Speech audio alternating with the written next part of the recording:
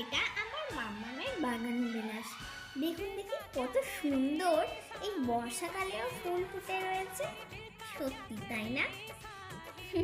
এত সুন্দর ফুল এবং এত লাগছে না দেখতে। এগুলো আপনারা সারা বছর ফুল দেয় এমন ভ্যারাইটি কি আপনারা নিতে চান? তাহলে অবশ্যই কমেন্টে জানান।